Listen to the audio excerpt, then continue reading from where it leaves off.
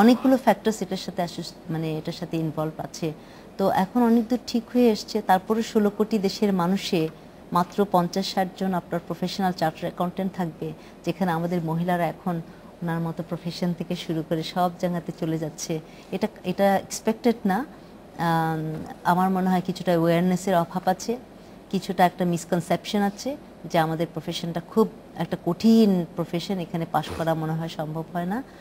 আর পারিবারিক কিছুটা সহযোগিতারও আমার কাছে মনে হয় খুব অভাব আছে, কারণ আমাদের সারা দিন কাজকর্ম করে রাতের বেলা পড়া একটা কিলিং রুটিন, বাট এটা এটা পারার জন্য সময় নিজেকে দিতে হচ্ছে পরিবারের। এক্স্যাক্টলি। তো আমরা অনেক চেষ্টা করছি এই এই ইনইকুয়ালিটি, যেটা ডিসপ্যারিটিটা আমাদের প্রফেশনের মধ্যে আছে, এটাকে কমিয়ে নিয়ে আসার জন্য। এবং গত 2-3 বছর ধরে আমাদের সাইন অফ ইমপ্রুভমেন্টটা আমার মনে হয় কোয়াইট ভিজিবল। এখন অনেক 60-70টা খুব দ্রুততম সময়ে আমরা আমার মনে হয় প্রফেশনে অনেক মহিলারা এখন আসছে, এবং আমি মনে করি এই প্রফেশনে আমাদের যত মহিলারা আসতে পারবে ওনারা ততই ভালো করবেন। আমি সিনসিয়ারলি বিলিভ করি দ্যাট আমাদের মহিলাদের একটা ইউনিক ফিচার যে আছে, যে ওনারা খুব নিউমেরিক অ্যান্ড খুব কুল ব্রেইনে কাজ করতে পারেন। এদিক দিয়ে আমাদের প্রফেশন আসলে কিন্তু ওনাদের জন্য একটা খুব ভালো অনেস্টিতে এগিয়ে আছে মেয়েরা সম্ভবত প্রফেশনালি। আমরা আসবো, সালমা আপনার কাছে ফিরবো, তবে আবার একটু বিরতি নিতে হচ্ছে। দর্শক, আর একটা ছোট্ট বিরতি নিচ্ছে, আমাদের সঙ্গে থাকুন।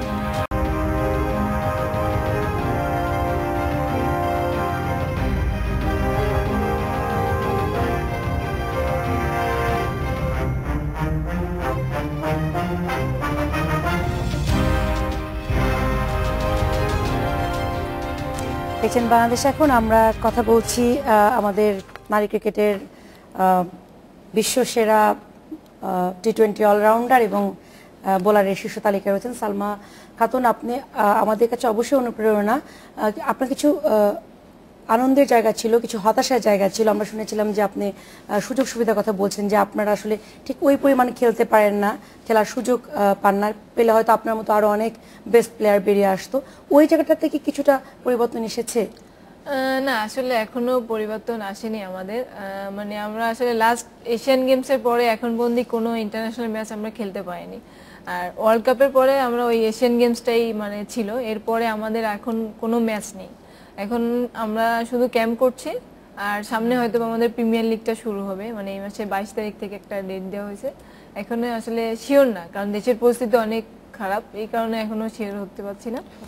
আর মানে ফ্যাসিলিটি আসলে ছেলেরা যেরকম মনে করেন যে 100% পায়, আমরা কিন্তু 100% পাই না। আমরা দেখা যাচ্ছে হয়তো 70%, 75% এরকম পাচ্ছি। এর জন্যই কিন্তু আমরা পিছিয়ে আছি। মানে এই যে ফ্যাসিলিটিস না পাওয়ার মানে বেসিক কারণটা বা বেসিক রিজনটা আপনারা মানে কি কারণে এই জায়গাটাতে ফ্যাসিলিটি পাচ্ছেন না? আসলে খেলার মধ্যে কিন্তু হার জিত থাকবে। আমাদের আসলে সমস্যা হচ্ছে যে আমাদের মানে ক্রিকেট বোর্ডই প্রথমেই চায় যে আমরা ভালো কিছু একটা রেজাল্ট দিই, কিন্তু আমরা অনেক অল্প সময় কিন্তু আমার মনে হয় যে আমাদের বাংলাদেশ টিমে অনেক ভালো একটা মানে জায়গায় কিন্তু আমরা পৌঁছেছি। কিন্তু এই জিনিসটাই মানে বোর্ডকে বোঝাইতে পারি না যে আসলে আমরা ম্যাচ না খেললে ভালো করব কিভাবে। শুধু কিন্তু ক্যাম্প করলেই কিন্তু ভালো করা যাবে না, কারণ ম্যাচ দেখলেও কিন্তু অনেক কিছু শেখা যায়, আর খেললেও কিন্তু অনেক কিছু শেখা যায়। কারণ ম্যাচ কিন্তু হারতে হারতেই কিন্তু আমরা জিতবো, একেবারে যে মানে যাওয়ার সঙ্গে সঙ্গে আমরা জিতবো এটা কিন্তু মানে ছেলেরাও কিন্তু করতে পারছে না। তাহলে মেয়েরা কিভাবে? মেয়েরা ফ্যাসিলিটি আরো কম পাচ্ছে। আমার মনে হয় যদি ফ্যাসিলিটিগুলো আমরা বেশি পাই, আর যদি আমরা ম্যাচ খেলতে বেশি পাই, তাহলে আমার মনে হয় যে ওমেন্স ক্রিকেট টিম আরো খুব দ্রুত মনে হয় আরো ভালো জায়গা যাবে। আমি যদি ফুডিং এর বিষয়টাতে যাই, যে আমাদের দেশে এমনিতেই মেয়েরা অনেক অসচেতন, কিংবা পারিবারিকভাবে যেভাবে উঠে আসে, রুট লেভেল থেকে যা উঠে আসে, স্পোর্টসের সাথে তো ফুডিং এর অনেক বড় একটা সম্পর্ক। এই জায়গাটাতে আমাদের প্লেয়াররা বা স্পোর্টসে যারা আছে তাদের আসলে এই জায়গাটাতে কিভাবে মেকআপ করছেন তারা? আসলে মানে আপনার ফুডের তো অবশ্যই আছে, যেহেতু ফ্যাট জিনিসগুলো বেশি খাওয়া যাবে না, যেরকম তেল, চর্বি জাতীয় কিছু, এগুলো তো আমাদের খুবই মানে অ্যাভয়েড করে চলতে হয়, কারণ এগুলো খেলে ফ্যাট জমে গেলে আপনার ফিটনেসের জন্য অনেক ক্ষতিকর হয়ে যাবে। আর মাঠে আপনার মানে 100% এফোর্ট দেওয়াও যাবে না। আসলে ফুডের ব্যাপারে শুধু ক্রিকেটে না, আমার মনে হয় প্রত্যেকটা ইভেন্টেই ফুডের ব্যাপারে সচেতন সবাই। ওই ফুডিং এর বিষয়টা থেকে আমাদের পারিপার্শ্বিকতায় কি আপনারা ওই ফুডিং ফ্যাসিলিটিসটা পান? যে ধরনের ফুডিং না আসলে এই মানে যখন আমরা ক্যাম্পে বা খেলায় থাকি ওই ফুডটা আসলে বাসায় পরিপূর্ণ হয় না, কিন্তু সবাই ফ্যামিলি থেকে চেষ্টা করে পরিপূর্ণ করার জন্য, কিন্তু পরিপূর্ণ আসলে হয় না। এই জায়গায় আসলেই মনে করেন আমরা যখন ক্যাম্পে থাকি তখন কিন্তু পরিপূর্ণ হয়। আর এখন আসলে আপনার কি মনে হয় যে অভিভাবকরা স্পোর্টসে তাদের বাচ্চাকে মেয়ে বাচ্চাগুলিকে দেওয়াতে কি আগ্রহ প্রকাশ করেন বা আসেন তারা? হ্যাঁ আসলে আমার কাছে মানে অনেক ফোন আসে অনেক ফ্যামিলি থেকে যে মানে আমার কাছে প্র্যাকটিস করতে দিতে চায়, কিন্তু আসলে আমি তো সময় দিতে পারি না। আমি দেখা যাচ্ছে খুলনায় আমার বাসা, বেশিরভাগ সময় আমার ঢাকায় থাকা পড়ে। অনেকে মনে করেন যে কুষ্টিয়া থেকে আপনার রাজশাহী থেকে অনেক জায়গা থেকে মনে করেন ফোন আসে যে আপনার কাছে মানে আমার নাম্বারটা আসলে এখন সবাই জানে, এই কারণে মানে ফোন আসে আপু আপনার কাছে আমার মেয়েকে প্র্যাকটিস করতে দিব।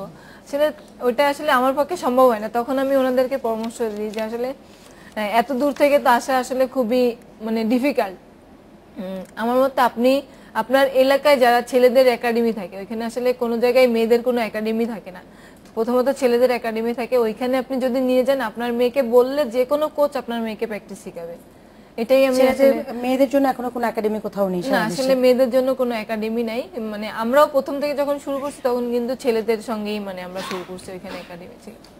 মাহমুদ আপা, সালমা আপার কাছে যেটা শুনলাম যে আমরা এগিয়েছি অনেকটা স্পোর্টসে, তার প্রমাণ সালমা আপারায় যে স্পোর্টস অনেক এগিয়েছি, তারপরে কিছু লিমিটেশনের কথা উনি বলছেন। আপনাদের সময়টা যেতে চাই, আপনাদের সময় আপনি যখন সাংবাদিকতা শুরু করলেন তখন তো চ্যালেঞ্জিং প্রফেশনে মেয়েরা খুবই কম, সম্ভবত আপনার চারপাশে খুবই কম ছিল, ওই সময়টার কথা যদি আমাদের একটু বলেন। সাংবাদিকতার কথা বলবো না ওই খেলার বিষয়টাও বলবো। স্পোর্টস সাংবাদিকতা সব মিলিয়ে সব প্রফেশন আমরা যে যুগে সে 50 দশকের থেকে আর কি আমাদের চাইল্ডহুড শুরু, তো ওই সময় আমি স্কুলে কিন্তু বড় মাঠ ছিল, আমরা কিন্তু প্রচুর খেলেছি। আমাদের স্কুলগুলো থেকে কিন্তু খুব প্রমোট করতো খেলাধুলার ব্যাপারে মেয়েদের। আমাদের ইন্টার স্কুল হতো, প্রতিযোগিতা হতো নিয়মিত, বছরে তো একবার হতোই। সেই সময় আমাদের কিন্তু খুব ভালো ভালো খেলোয়াড় ছিল, খেলোয়াড়, তারপর এই জিমন্যাস্ট, এগুলো অনেক অনেক ভালো ভালো ইয়েরা ছিল, মেয়েরা ছিল, নাম করা মেয়েরা, যারা পুরো পাকিস্তানই তারা খুব মানে 1 নম্বরে চলে এসছে বাংলাদেশে মেয়ে স্কুল লেভেলে।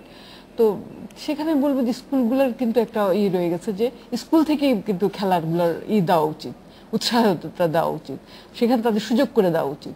কারণ একটা মেয়ে যে স্কুলে থাকে সেই স্কুলে অনেকটা সময় কাটায়, প্রায় 6 ঘন্টার মতো সময় চলে যায়, সেখানে টিচারদের ভালোবাসায় তারা চলে, তারাই বেছে বের করবে যে কোন মেয়েটা খেলতে বেশি ভালোবাসে, তার শারীরিক স্ট্রেংথ কতটুকু, তাকে কিভাবে আমি করব, কি বলে প্রতিপালিত করব, নরিশ করব, সেইভাবে আমি আমি আমি তাকে গড়ে তুলবো। অর্থাৎ সেই সময় সামাজিক নিরাপত্তাটাও ছিল, শিক্ষক বা স্কুলের একটি ইনিশিয়েটিভসও ছিল, অনেক ভালো ছিল। এখন খুবই কম, এখন পড়াশোনার এত ব্যস্ততা, স্কুলগুলিতে যে খেলাধুলা কি সত্যিকারে পড়া হচ্ছে। আমরা সেই সময় যে বই পড়তাম একদম ধরতে গেলে ক্লাস 3-4 থেকে যে পরিমাণ বই পড়েছি, এখনকার মেয়ে ছেলে মেয়েদের তো সেই পড়া সেটা হয় না, কি যে পড়ছে না, শিক্ষার মান এত নিচে নেমে গিয়েছে যে কল্পনা করা যায় না। এখন বাবা মারা যদি একটু ইনিশিয়েটিভ নেয় যে তারা বাচ্চাদের বই পড়াবে, উৎসাহিত করবে, তাহলে হয়তো হবে।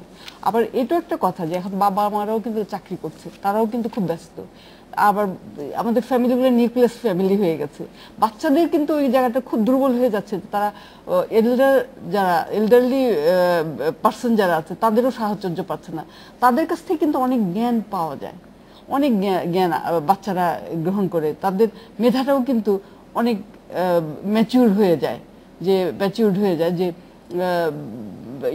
কি আমি কোনটা করতে হবে, নৈতিকতার শিক্ষাটা পায় তারা বড়দের কাছ থেকে, কিন্তু পাশাপাশি একা বুয়াদের কাছে থাকা, তারা কি শেখাবে?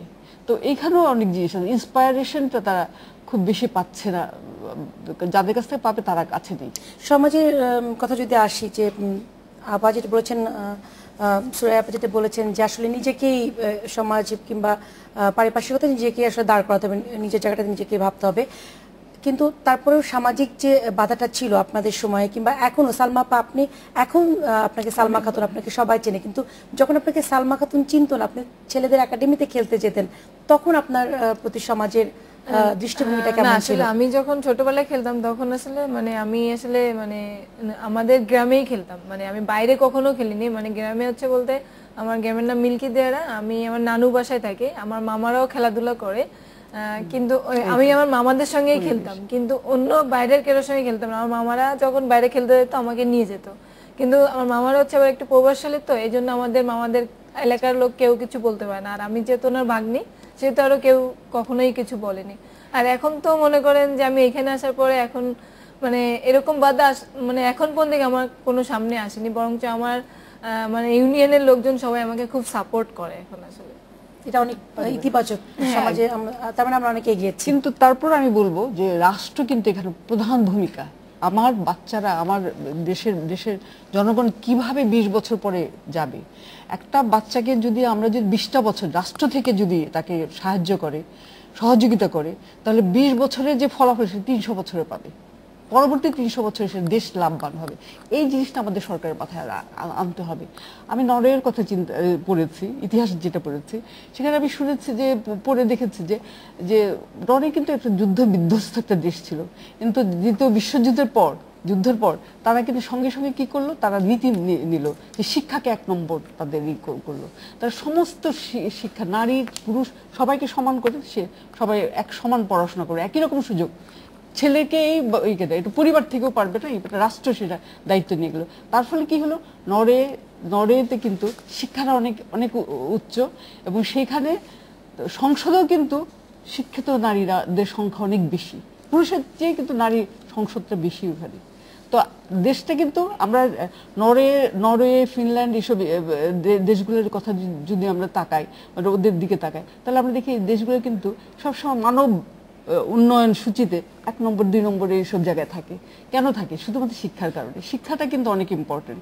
রাষ্ট্রকে উদ্যোগ নিতে হবে। একটা আমার খেলা, বাচ্চাদের খেলা, এই যে তার পারিবারিক প্রভাবে বলে সে একজন সালমা খাতুন আসতে পারলেন, কিন্তু আরো তো কত সালমা খাতুন আমাদের গ্রামগঞ্জে রয়ে গেছে। আমি কিন্তু শহরের ছেলেমেয়েদের চেয়ে আমি গ্রামের ছেলেমেয়েদের অনেক বেশি করি, মানে সম্মান করি, কারণ তারা যা দেখে আমাদের শহরের ছেলেমেয়েরা তা পারে সুযোগ নেই। এবং আমি নিজেকেও খুব আমি মনে করি যে আমি গ্রামে দেখিনি, শহর দেখেছি। আমি অনেক বোকা, কিন্তু অনেক কিছু বুঝি না, অনেক কিছু আমার মেধা ওইভাবে আসে, কিন্তু আমি যদি একটা গ্রাম থাকতাম আমি বিভূতিভূষণের মতো একটা উপন্যাস লিখতে পারতাম। আমি পারিনি, দেখার ভঙ্গি, দেখার সুযোগটা অনেক বেশি। পেয়ে যেতাম। আমরা আসলে সুয়া